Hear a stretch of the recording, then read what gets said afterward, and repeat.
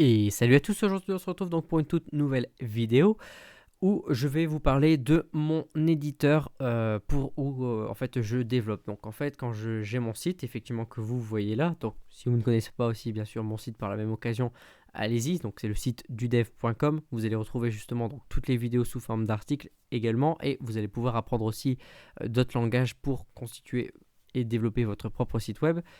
Et donc en fait voilà, quand je fais justement je développe donc toutes les vidéos, j'utilise justement ce logiciel là. Ce logiciel c'est Coda. Donc le logiciel qui est ici, je vais vous présenter justement. Donc c'est Coda de l'entreprise qui s'appelle Panic. Donc le logiciel n'est par contre malheureusement que proposé sur macOS X. Donc il y en existe aussi plein d'autres sur Windows comme Text Sublime, après d'autres que je ne connais pas trop de noms parce que je les utilise pas non plus. Mais si vous voulez vraiment un logiciel qui est super bien et vraiment pratique, je vous invite à utiliser Coda, donc qui est sur macOS X comme je l'avais dit précédemment, et qui va vous permettre de développer votre site, mais à la fois de le visualiser également, ce qui peut être un vrai plus. Donc là, en fait, mon serveur, voilà, il tourne actuellement. Et ce qu'on va faire, c'est qu'on va ajouter carrément, je vais vous montrer voilà, comment on ajoute un site pour voir justement le site que vous voyez ici, le voir directement. Donc là, je vous montre en fait quand vous le démarrez, vous avez exactement ce que je vois ici.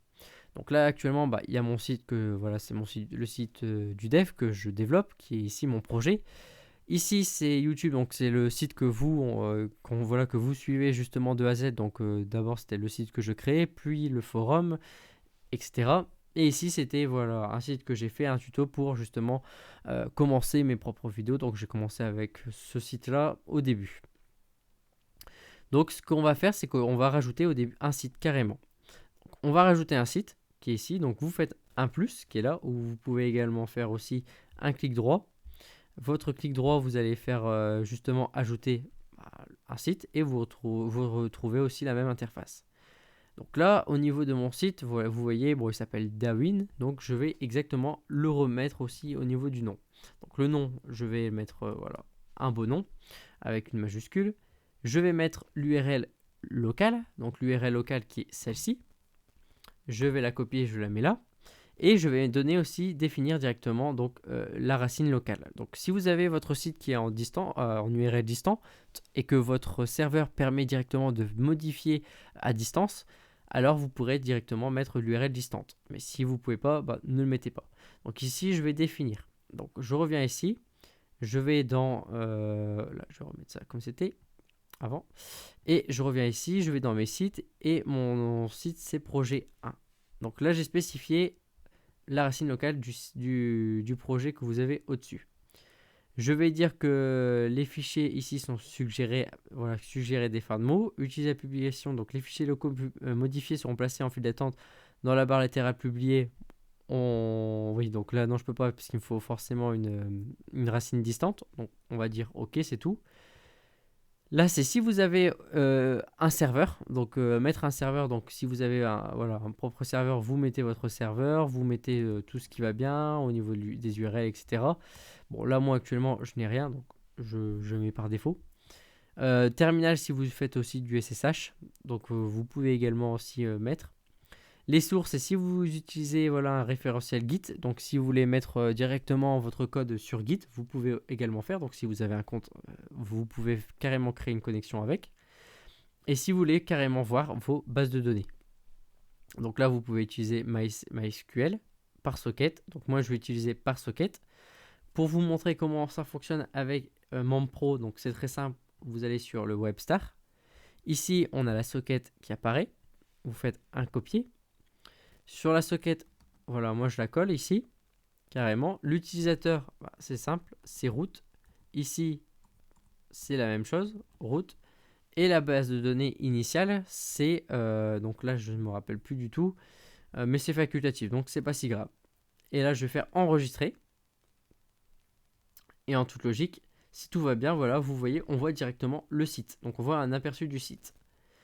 Maintenant, ce qu'on va faire, c'est qu'on va double-cliquer. Lorsque vous allez double-cliquer, bon là, ça dit que le serveur est introuvable, c'est pas grave, on pourra le reconfigurer après. Vous allez tomber sur votre site. Donc effectivement, vous avez tout ici, la racine donc, de votre site. Donc tous les dossiers qui contiennent votre site.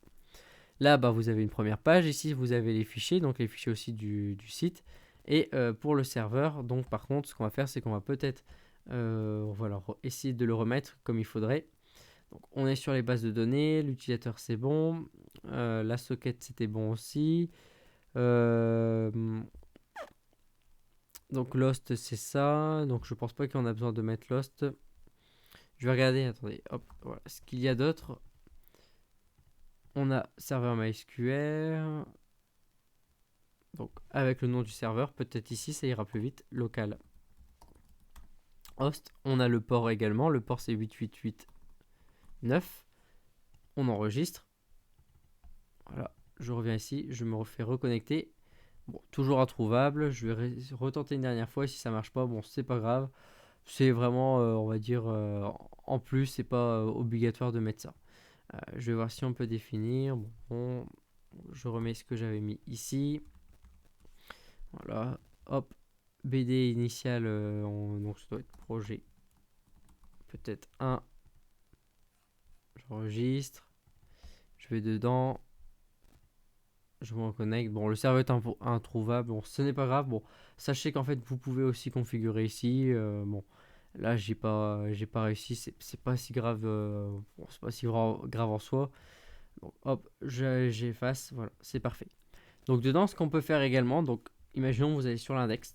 Donc, je vais sur l'index de mon site qui est ici. Et on peut faire carrément un aperçu. Donc, l'URL qu'on avait mis au début, donc que vous, si vous vous rappelez, on avait mis ici. Et bien, vous voyez justement la page.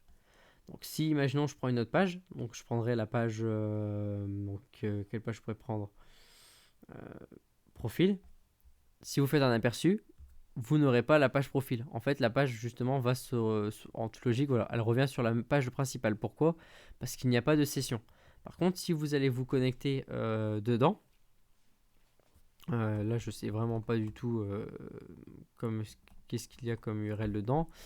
Je vais vérifier les URL, comme ça je vais vous montrer directement aussi à la fois. Donc, hop, projet 1. On a, voilà, user, on va regarder sur dedans. On va prendre a1@gmail.com. Hop. Et voilà, on se connecte. Le mail ou ouais, le mot de passe a l'air faux, donc c'est pas si grave. En toute logique, bon, c'est toujours le même mot de passe que j'utilise partout. Là, il n'y a pas l'air. Voilà, je teste plusieurs mots de passe. Ok, le mot de passe est incorrect.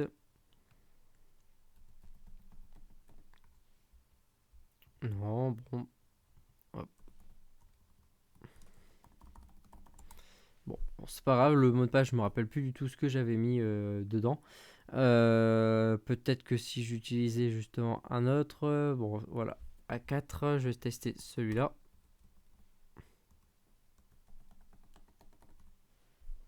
Bon, c'est pareil, bon j'y arrive pas, ce n'est pas grave.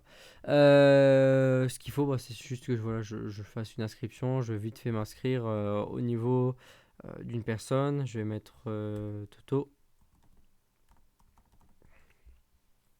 Voilà, en disant que je suis un homme, hop. Voilà, suivant. La ville, je vais mettre Paris.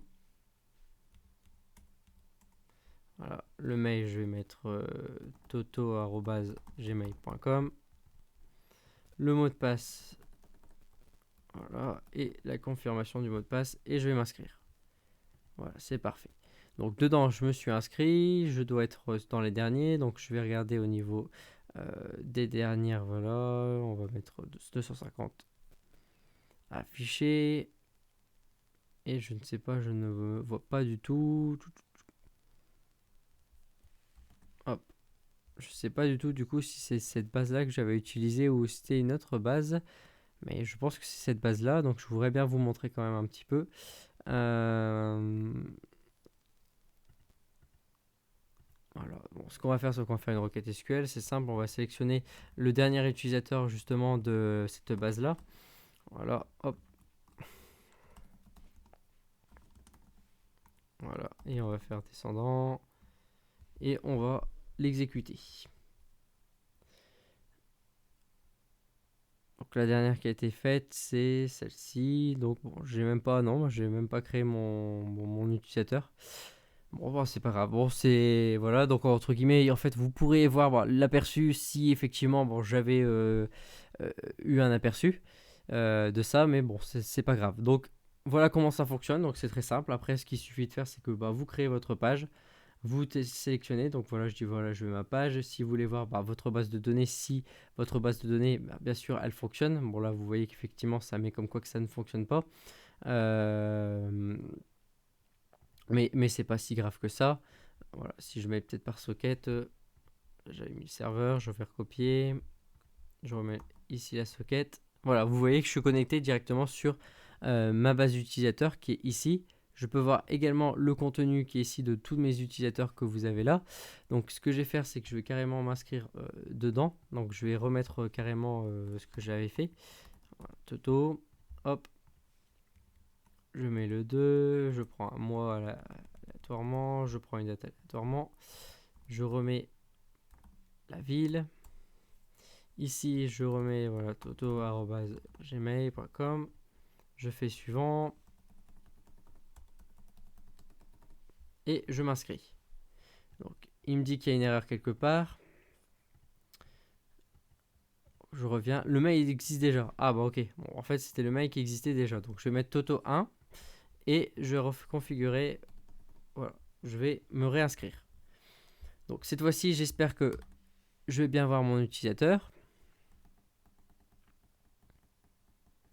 Donc effectivement, vous voyez, bon, je vois pas mon utilisateur, donc c'est que c'est pas celui-là. Donc c'est simple, on va aller voir ici. La base de données, effectivement, c'est bien projet 1. Donc je suis bien sur mon projet 1 et j'ai mon utilisateur, donc mes utilisateurs plutôt.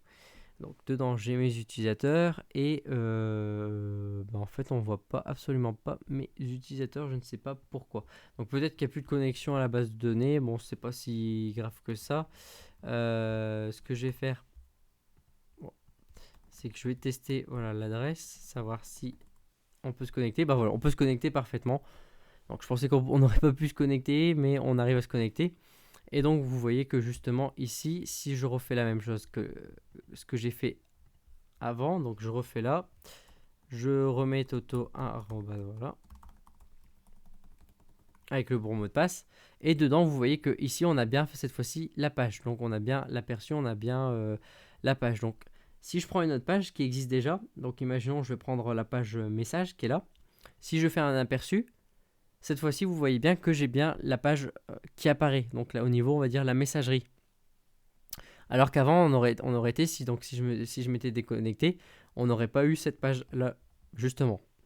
Donc voilà, donc c'est parfait, donc ça fonctionne. J'ai pu vous montrer justement ici comment ça fonctionnait au niveau comment on peut voir la base de données effectivement.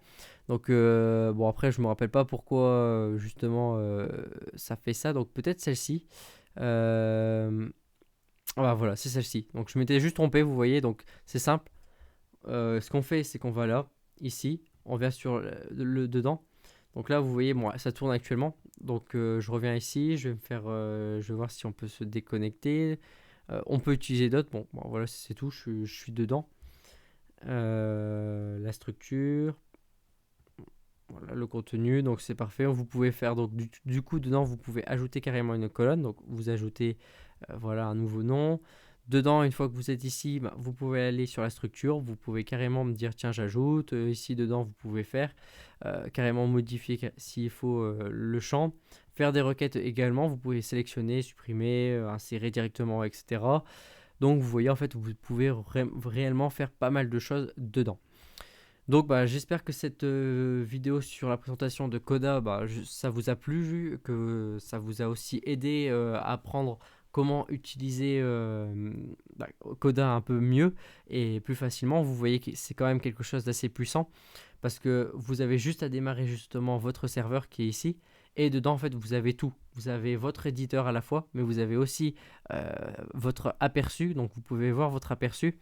Vous pouvez vraiment faire comme un navigateur. Donc, c'est-à-dire que vous pouvez inspecter justement le code, donc l'élément que vous avez ciblé, et voir ce qui va bien et ce qui va pas. Avoir carrément aussi les animations, etc. Voir vos données directement, donc pas besoin d'aller sur le site toujours et de dire tiens comment ça fonctionne. Donc c'est vraiment quelque chose un peu à part, et vous pouvez aussi jauger aussi sur les vues, carrément dire bah voilà, je veux que mes sites soient comme ça fait peut-être plus joli pour vous, mettre comme ça les sites, etc. Donc vraiment, vous pouvez jauger sur pas mal de choses avec cet éditeur si vous avez justement vous avez voilà, votre OS qui tourne sur Mac OS X. Donc j'espère que cette vidéo vous a plu. N'hésitez pas à lâcher un petit commentaire si vous avez des questions, à lâcher un pouce bleu également, que ce soit bien sûr au niveau des commentaires sur mon site ou en dessous de la vidéo, n'hésitez pas. Et sur ce, moi je vous dis on se retrouve pour une prochaine vidéo. Allez, à plus.